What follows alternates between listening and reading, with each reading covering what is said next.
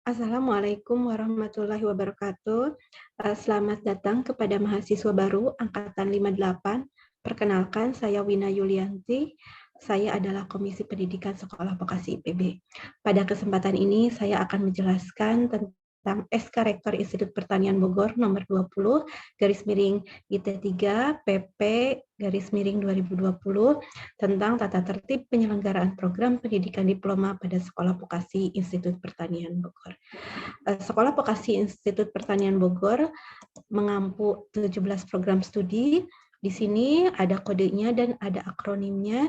Misalkan saya mengambil salah satu program studi, misalnya adalah manajemen industri, kodenya adalah 11 sesuai dengan urutan dari komunikasi sampai teknologi produksi dan pengembangan masyarakat pertanian, dan akronimnya untuk MNI di sini adalah MNI.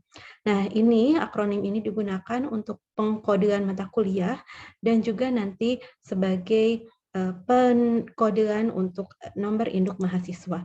Untuk nomor induk mahasiswa ini ada 11 angka, di mana untuk angka 1 adalah kode sekolah vokasi, kode kedua adalah lokasi, jadi 1 untuk Bogor, sedangkan 2 untuk Sukabumi. 3 waktu studi, program diploma 3, waktunya 3 tahun, kemudian untuk 4 dan 5 itu adalah program studi, sebagaimana tadi kita bahwa manajemen industri, kodenya adalah 11, berarti nanti untuk yang nomor 4 dan nomor 5 itu adalah 11. Kebetulan ini 01 ini adalah untuk komunikasi.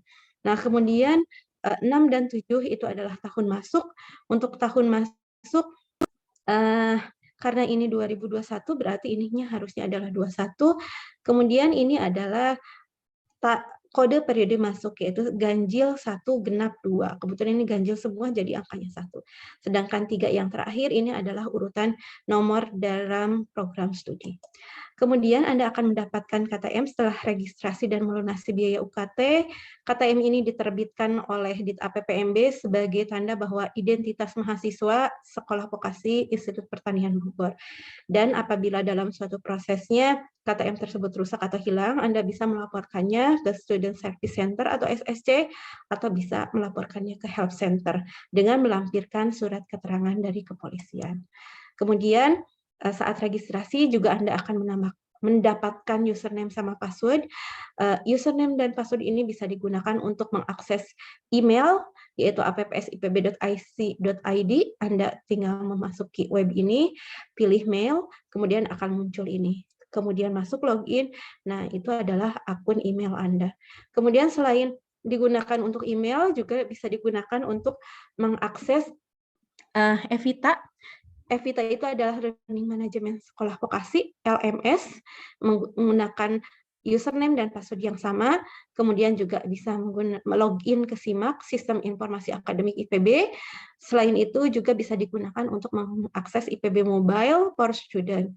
Di sini hampir sama kegunaannya dengan SIMAK, tetapi lebih ringkas karena menggunakan mobile.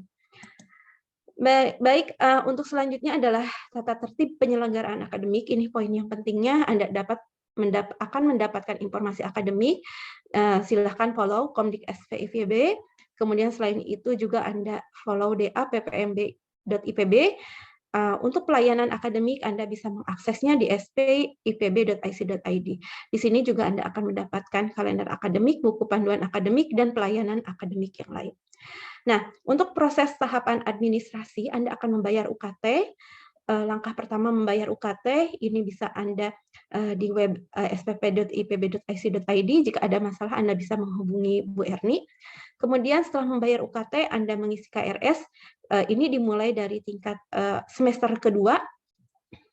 Silakan nanti Anda mengisi KRS. Proses alurnya nanti ada panduannya.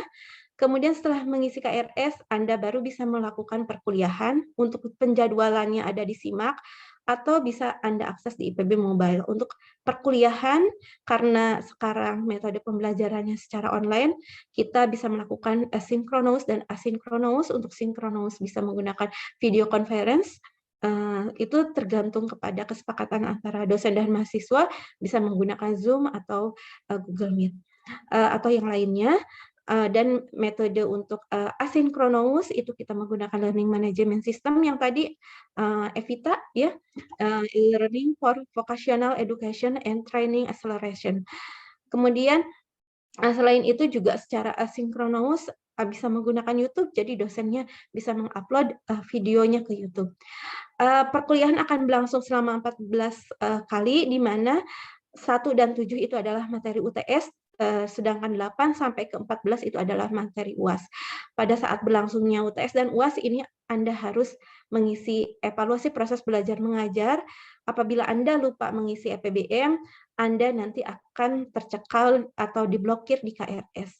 Nah, kemajuan hasil belajar nanti akan Anda peroleh di SIMAK dan IPB Mobile. Baik, jika ada permasalahan, Anda bisa melaporkannya ke Health Center.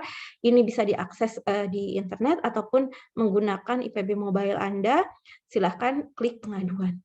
Untuk kegiatan pembimbingan akademik di sini ada 3, bimbingan akademik minimal 1 kali per semester. Anda bisa melakukannya melalui IPB Mobile. Kemudian bimbingan konseling, tim konseling di tiap prodi nanti ada ya. Untuk bimbingan tugas akhir ini ada membimbing di TA di semester 5. Jadi ini yang menentukan Anda untuk mendampingi proses penyelesaian studi atau tugas akhirnya.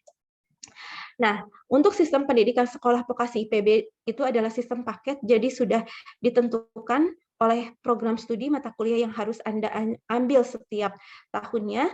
Di sini Anda, jadi kalau misalkan nanti Anda mengisi KRS, kita sudah menentukan mata kuliah apa saja, jadi Anda tinggal mengambilnya.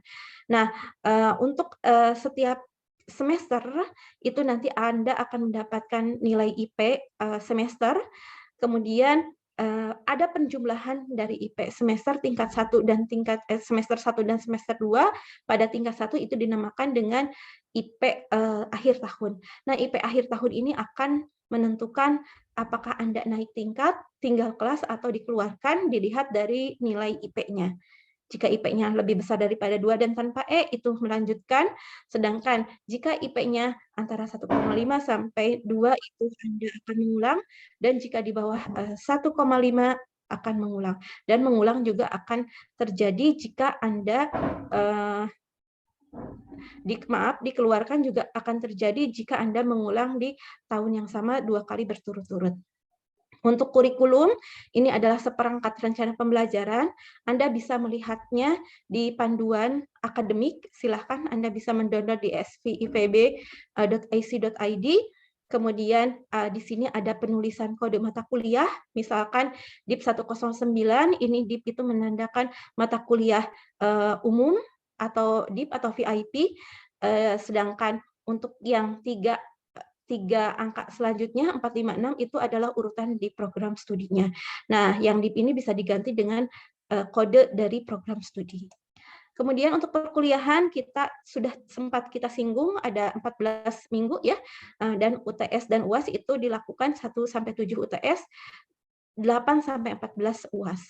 Nah, kemudian ada yang dikenal dengan satuan kredit semester. Itu satuan kredit semester itu adalah beban studi yang harus diambil oleh mahasiswa. Nah, untuk program diploma itu harus mengambil antara 108 sampai 120 SKS. Nah, satu SKS ini untuk kuliah, responsi, dan praktikum sama 170 menit, hanya perbedaan dari tatap mukanya. Kalau kuliah 50 menit tatap mukanya, dan lainnya adalah penugasan terstruktur dan penugasan mandiri, sedangkan responsi untuk tatap mukanya adalah 100 menit, dan kegiatan mandirinya adalah 70 menit.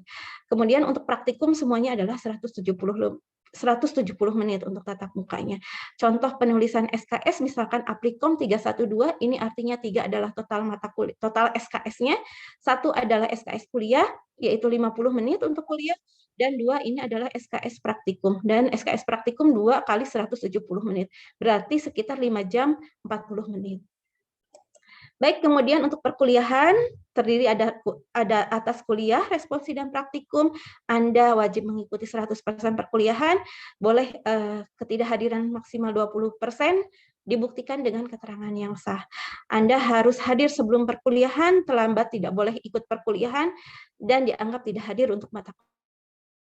Dan wajib mengisi presensi. Jangan sampai lupa, kelalaian itu bisa dianggap tidak hadir. Meninggalkan tempat perkuliahan harus seizin dosen. Karena untuk sekarang proses pembelajarannya dilakukan secara daring, ada hal-hal yang harus Anda ketahui untuk tata tertib perkuliahannya. Anda harus hadir tepat waktu sesuai dengan jadwal yang ada, ya. Wajib berpakaian rapi dan sopan, wajib menampilkan nama dan foto resmi pada saat bergabung di Vkon, mematikan mikrofon dan video selama perkuliahan, jangan sampai mengganggu proses pembelajaran, dan wajib menyalakan mikrofon dan video ketika diskusi, bertanya, dan menjawab pertanyaan.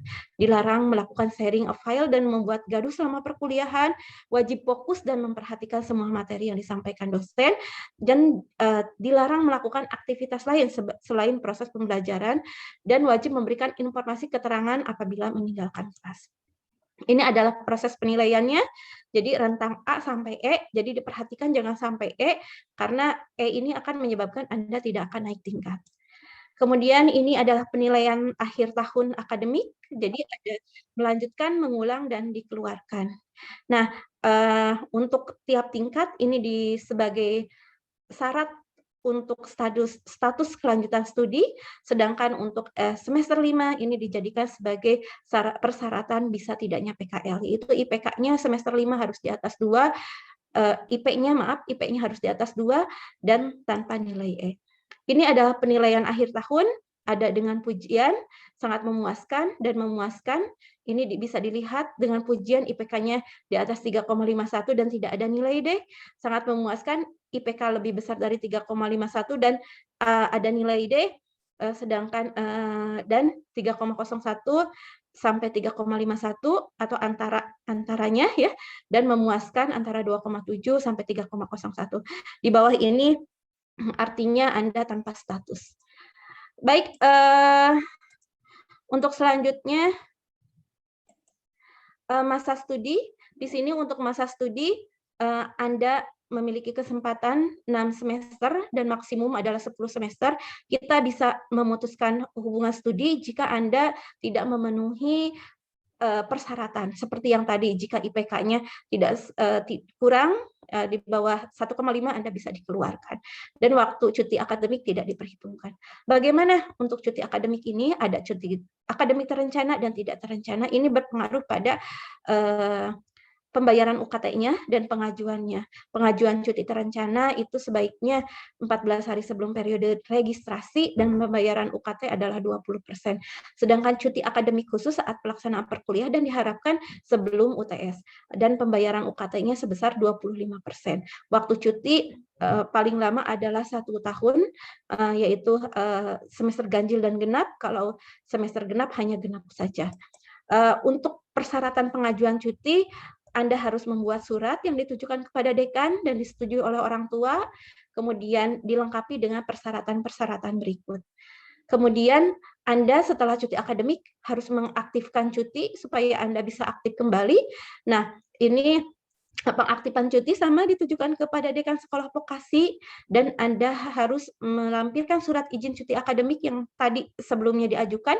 Anda akan mendapatkan surat izin cuti akademik, itu digunakan untuk pengaktifan cuti, dan bukti pelunasan UKT sebelum semester sebelumnya. Nah, sanksi cuti akademik apabila tidak mengaktifkan, Anda akan dikatakan tidak aktif.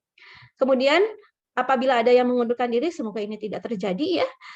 Jadi ada beberapa yang harus diajukan, yaitu menuliskan surat pengunduran diri, surat bukti persetujuan dari orang tua, nanti dekan akan mengeluarkan surat persetujuan dengan pertimbangan dari ketua program studi. Kemudian perpanjangan studi ini dilakukan bagi mahasiswa tingkat akhir yang semester 6 belum menyelesaikan studi, ada tahapannya, jadi harus mengisi borang perpanjangan studi. Itu pengajuannya ke pembimbing, ditandatangani oleh pembimbing dan Kaprodi, ditujukan kepada Wadek Akad. Demikian yang saya sampaikan, ada quote sedikit, barang siapa tidak mau merasakan pahitnya belajar, ia akan merasakan hinanya kebodohan sepanjang hidupnya. Imam Syafi'i rahimahullah. Saya ucapkan selamat datang dan selamat bergabung di Sekolah Vokasi IPB. Mudah-mudahan apa yang yang Anda cita-citakan bisa tercapai. Sehat terus, semoga kita senantiasa diberi kesehatan.